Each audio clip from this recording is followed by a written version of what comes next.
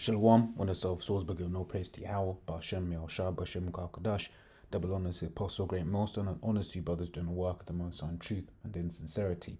Yahweh's real name, of whom the world ignorantly calls God, Jehovah, Yahweh. His real name is Yahweh, and the Son's true name is Yahweh Shai. And when we pray Yahweh, Ba'ashem, Yahushua, meaning in, meaning Dan Sham, meaning name, so Yahweh, in the name of Yahweh Shai.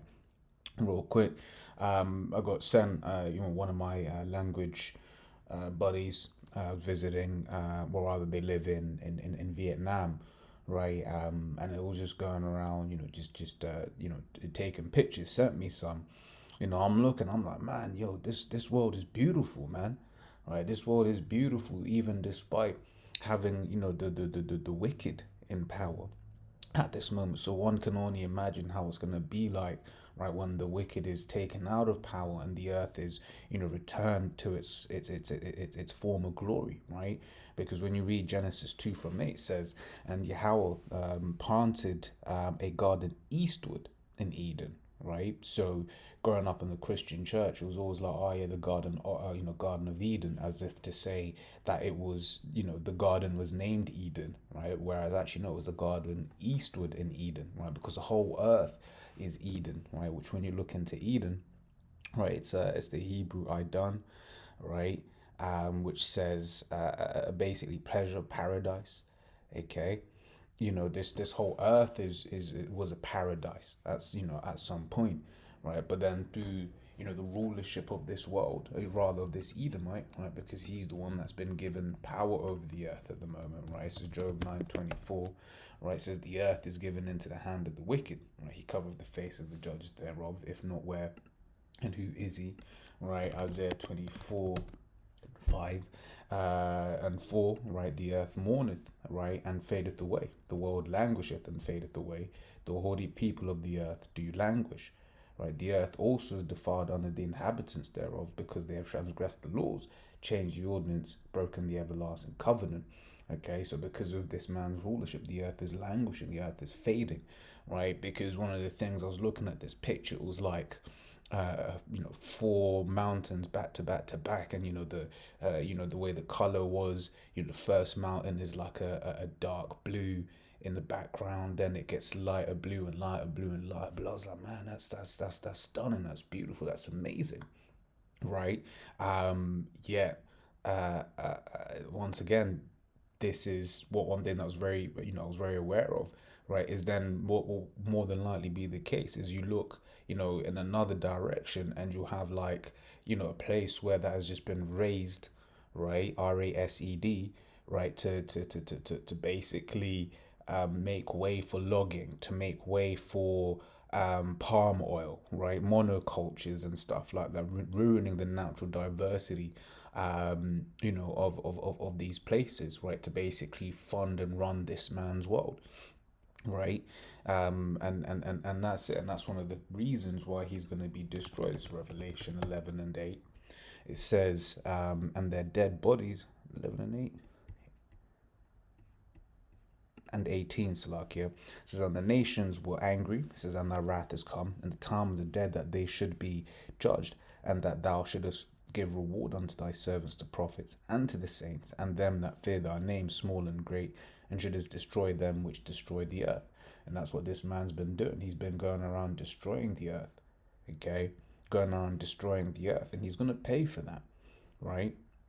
And that's why, one of the reasons why this destruction is coming, right? So that this earth can go back into its beautiful state, right? But which once again goes to show you the Lord, the power of the Lord, because even with this devil in place, you still have places on this planet where you're just looking like, man, you're breathtaking, right? You look and it's like, wow, this is absolutely stunning, okay?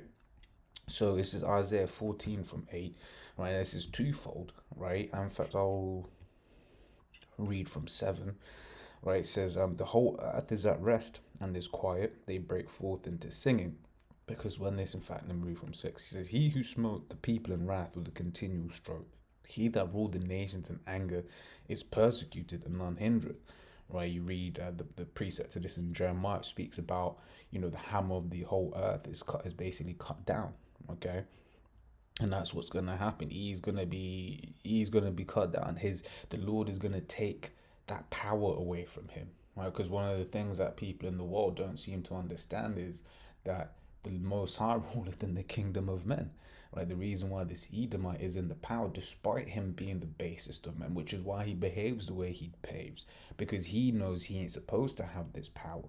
So he's acting out. He's doing whatever he can to try and maintain this power, right? And he's also to try and keep everyone deceived that he should have this power, whereas he shouldn't, right? And the Lord is slowly taking that covering, from off the people, so that they're starting to look at Esau for the devil that he really is.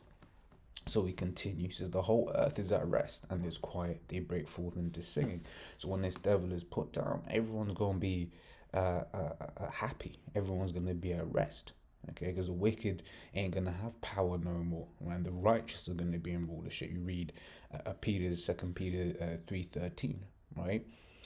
So verse 8 says, Yea, the fir trees rejoice at thee, right? This is twofold, right? And the cedars of Lebanon, saying, Since thou art laid down, no fellow is come upon us, right? So on the one hand, that's referring to peoples, right? But then also, literally, because once again, this man will, just completely raise,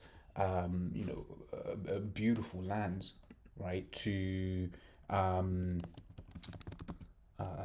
me look for it in a palm oil.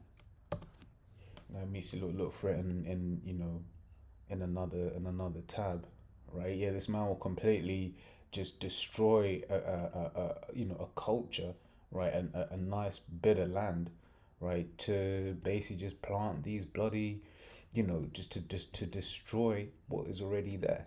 Okay, you see this, right, and it's just all of this, man. You know, you see it over there, and shit. This man's just got to go. And you see one of the things here, it says biodiversity loss, because that's what happens. Okay, you will have certain animals that are dependent on these forests being in their natural ways, in their natural paths. Okay, but then what does E do? Right, yeah, you'd be like, yeah, but this is in Indonesia, right? But so, yeah, but ultimately, how one who's buying all of these goods, where did this idea come from, right? And who is this ultimately going to feed? Okay, and then the animals you see in the nature documentaries, the animals will be all in the forest, right? And then they're trying to move, and then, would you see, oh shit, no more forest. Okay, and so this man's gonna have to pay for that. It says, so back in Isaiah 14:8, Yea, the fir trees rejoice at thee, and the cedars of Lebanon saying, Since thou art laid down, no fella is come up against us, right? So and the fella is one who cuts down trees, right? But this is for the kingdom, right? This is Isaiah 65:17. For behold, I create new heavens and a new earth. And once again, this isn't, new build, this earth is going to be destroyed and, new one's going to be created. No, it's going to be just refreshed. Okay. We got that saying, good as new. The earth is going to be made good as new. It's going to be made new. It's going to be refreshed. Okay. All of this, the things that we see in this world, they're going to be done away with, right? It says, and the former shall not be remembered, nor come into mind. And then Revelation 21:1 says, and I saw a new heaven and a new earth, once again refreshed. Right, for the first heaven and the first earth were passed away, and there was no more sea. And the sea is referring to people. Okay. So it says, and I, John, saw the holy city, New Jerusalem, come down from the Most High out of heaven, prepared as a bride adorned for her husband, right? And that's out of the chariots, right? Coming out of the chariots, right, after the deliverance. Verse 3 says, and I heard a great voice out of heaven saying, Behold, the tabernacle of the Most High is with men, and he will dwell with them, and they shall be his people, and the Most High himself shall be with them, and be their power. Right, and the Most High shall wipe away all tears from their eyes, and kind of goes into something else now, but yeah, I'll just read it anyway. It says, and the Most High shall wipe away all tears from their eyes, and there shall be no more death, neither sorrow nor crying, neither shall there be any more pain, for the former things are passed away. right? So once again, in the kingdom, when we're in rulership, right, the Lord is gonna have His laws in our inward parts. That's one of the reasons why we're gonna be able to rule over the world in righteousness, right? Let's grab that real quick.